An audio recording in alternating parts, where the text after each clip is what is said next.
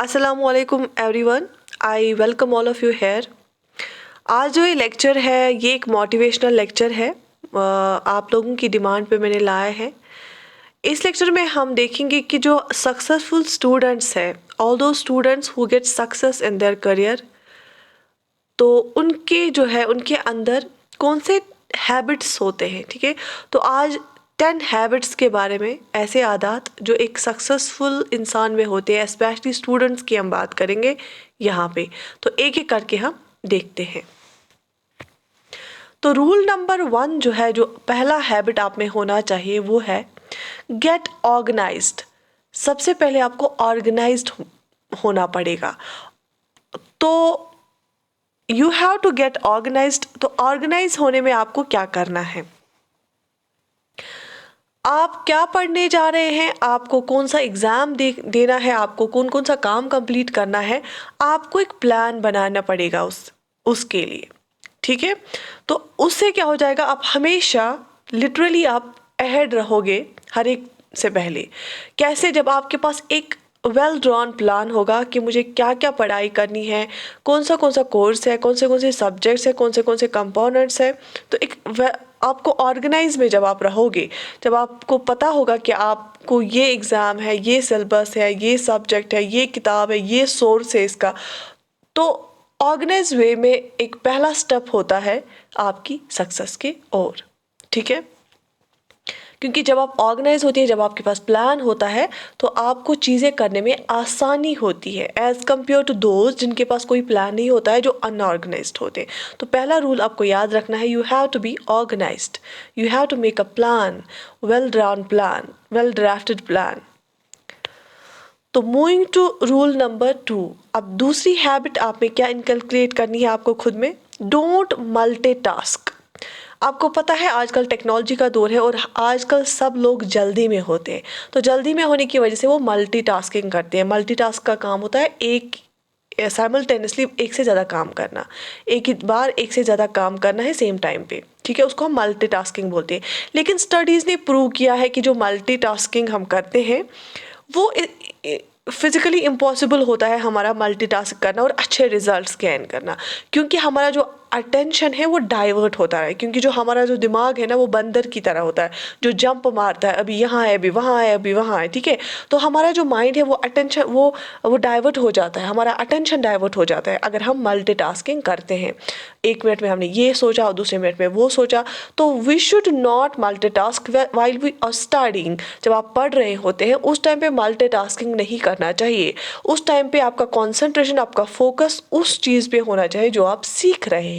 ठीक है, तो जब आप पढ़ते हैं तो ये आपको खुद में इनकलकेट करनी है ये आदत कि जब आप पढ़ रहे हैं आप बाकी चीज़ों को है बंद करें।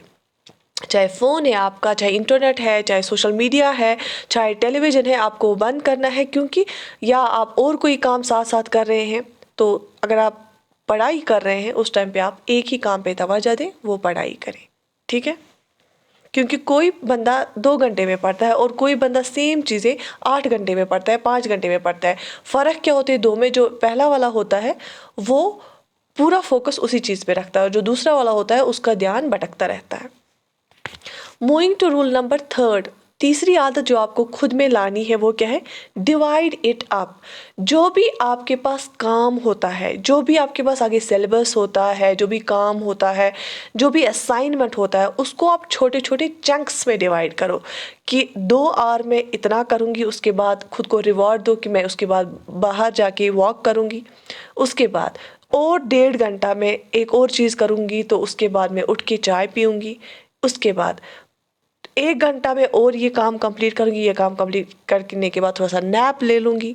तो जब आप एक बड़े से टास्क को छोटे टास्क में डिवाइड करते हैं तो आप एक तो ईजी हो जाता है, बर्डन भी नहीं लगता है, तो आप एंजॉय करते हो प्रोसेस को और आपकी बॉडी भी एग्जॉस्ट नहीं हो जाती है जब आप छोटे छोटे चंक्स में इसको डिवाइड करते हो।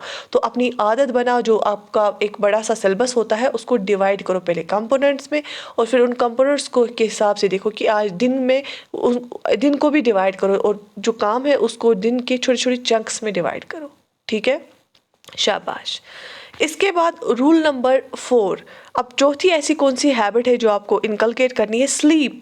You should have a good sound sleep, you should have a sound sleep, क्योंकि नींद पूरी करना बहुत ही ज़रूरी है, क्योंकि हर एक चीज़ की तरह हमारी जो हमारी बॉडी है उसको भी रेस्ट चाहिए to get regenerated, to get refreshed again. तो जो स्लीप होती है ना, वो जब आप एक अच्छी नींद करते हैं, 7 घंटे की, 6 7 8 घंटे की नींद करते हैं एट अ स्ट्रेच रात को, साउंड स्लीप हम बोलते हैं, तो उससे क्या हो जाता है, जब आप कल को जब सुबह आप उठते हैं तो आपका जो फोकस है वो अच्छा रहता है। ठीक है, आपकी जो मेमोरी है वो सही रहती है, जो आपने एक दिन पढ़ा होगा और शाम को अच्छे से सोए तो वो याद रहता है मेमोरी में। ठीक है, उसको मेमोरी को एब्जॉर्ब करने में टाइम लगता है, तो जब आप सोते हैं, साउंड स्लीप लेते हैं, जो आपने पढ़ा होता है वो आप अच्छे से मेमोराइज कर पाते हैं और दूसरे दिन आप काम अच्छे से कर पाते हैं, आपका फोकस रहता है, आपका माइंड शार्प रहता है।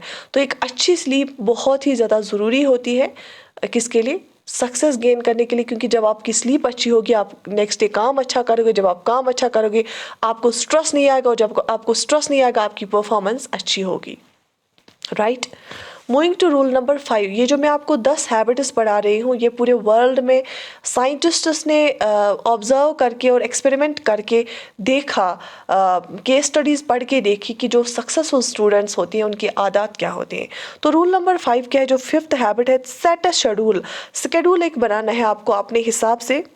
जैसे अगर मेरा जो है फोकस माइंड ज़्यादा काम करता है कहाँ पे, अगर मेरा माइंड ज़्यादा शार्प रहता है 4 बजे से 8 बजे शाम को, तो दूसरा हो सकता है कि दूसरा कोई बंदा होगा जिसको सुबह 10 से 12 बजे तक शार्प रहता हो।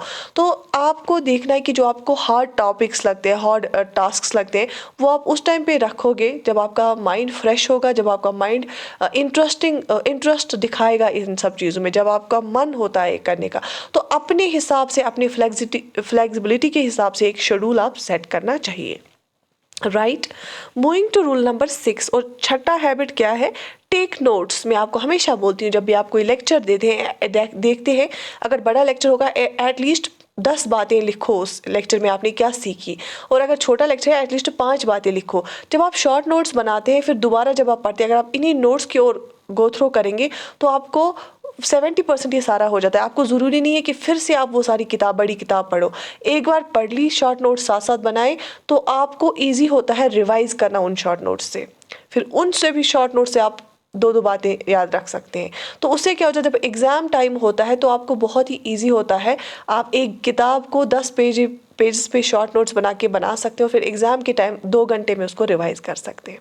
तो ज़रूरी नहीं है कि उस पूरी किताब को रिवाइज करना, बस 2 घंटे में आप पूरी किताब को रिवाइज कर सकते हैं, लेकिन तब जब आपने इनिशियली काम किया होगा, जब आपने इनिशियली शॉर्ट नोट्स बनाए होंगे, जब आपने इनिशियली नोट्स बनाए होंगे। So note making is very important. और अगर आप टॉपर्स को देखें, उनमें एक चीज़ कॉमन होती है, वो यही है कि वो नोट मेकिंग करते हैं। राइट, पूरा लिखना नहीं होता है, किताब ही वापस छाप दोगे आप हाथ से, वो ऐसा नहीं करना होता है, सिर्फ कीवर्ड्स लिखने होते हैं। सो रूल नंबर 7 कौन सी हैबिट है जो आप में होनी चाहिए? स्टडी। स्टडी का मतलब है कि you don't need to cram up the things, आपको याद नहीं रखना है, रट्टा नहीं मारना है, सीखना है चीज़ों को, कॉन्सेप्ट क्लियरिटी जिसको हम बोलते हैं। अगर कोई स्टोरी बेस्ड होगा तो उसको आपको चीज़ों को लिंक करना है आपस में, अगर कोई कॉन्सेप्चुअल होता है तो आपको कॉन्सेप्ट्स क्लियर करने हैं। तो you don't need to cram up the things, you just have to study it thoroughly, study it case to case basis, study the different concepts and link the concepts. ठीक है, चीज़ों को सीखना है, उस जो काम आप कर रहे हो उसमें इन्वॉल्वमेंट दिखानी है, इंटरेस्ट दिखाना है, उसमें इन्वॉल्व ऐसे होना है कि पूरा कॉन्सेप्ट क्लियर, आपका पूरा फोकस होना चाहिए और आपको सीखनी है चीज़ें। राइट,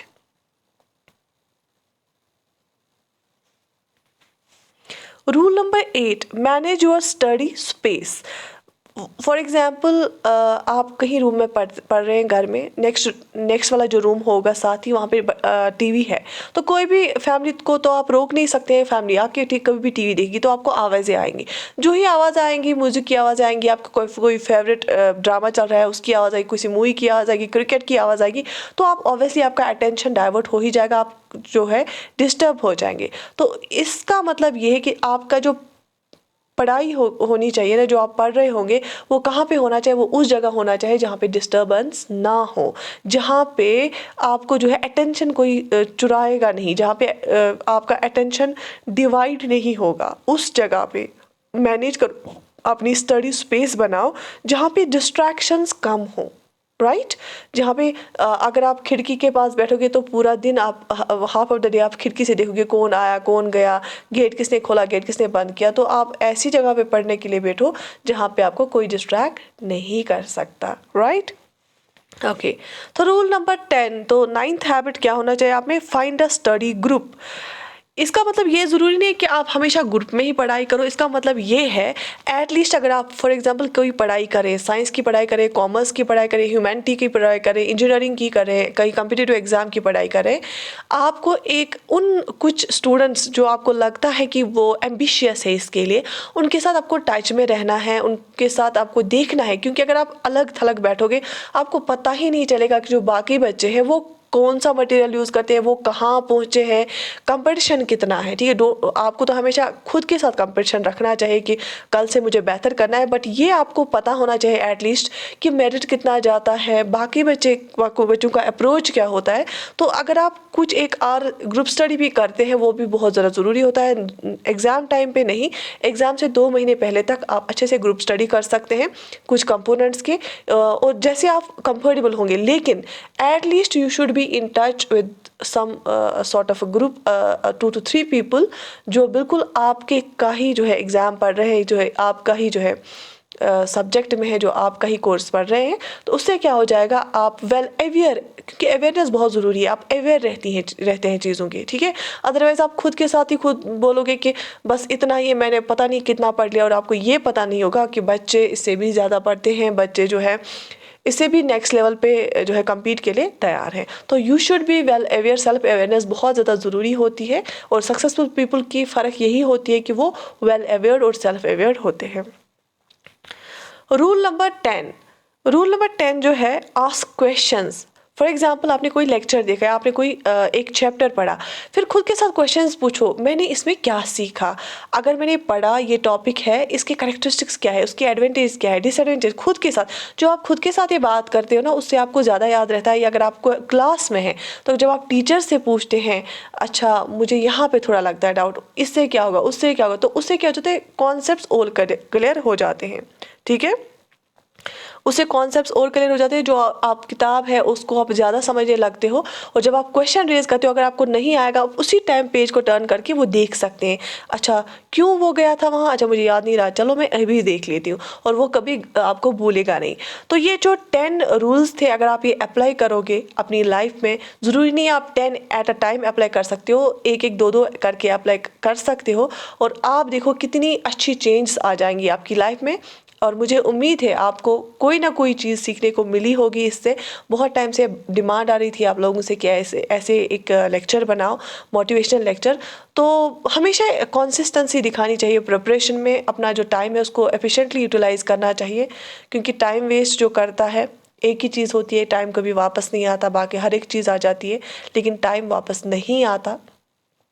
तो अपनी प्रिपरेशन में आपको कंसिस्टेंट रहना चाहिए कि आप ये ऐसा ना करें कि 5 दिन पढ़ोगे, 10 दिन नहीं पढ़ोगे, 2 दिन पढ़ोगे, 3 दिन नहीं पढ़ोगे।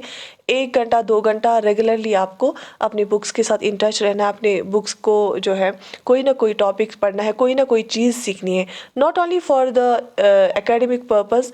अगर आप अपनी लाइफ में पर्सनल चीज़ों के लिए भी इन रूल्स को इस्तेमाल करोगे तो बहुत हद तक आपको फ़ायदा मिलेगा।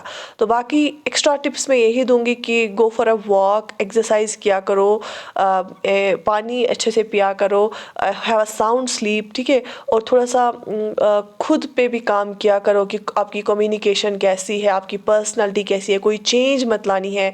अगर आप दूसरे के साथ बात करते हैं तो क्या आपकी जो कम्युनिकेशन वो इफ़ेक्टिव रहती है कि नहीं, क्योंकि ये आपकी जो पर्सनालिटी है वो बहुत हद तक जो है आपका इन्फ्लुएंस रहता है उस पे, आपके जो है रिजल्ट्स पे, ठीक है। तो work on your self and focus on your studies, be have a concentrated this preparation, concentrated study, and stay in touch, stay motivated. My prayers are always with you. I wish you all the best. Take very good care of yourself. Allah Hafiz.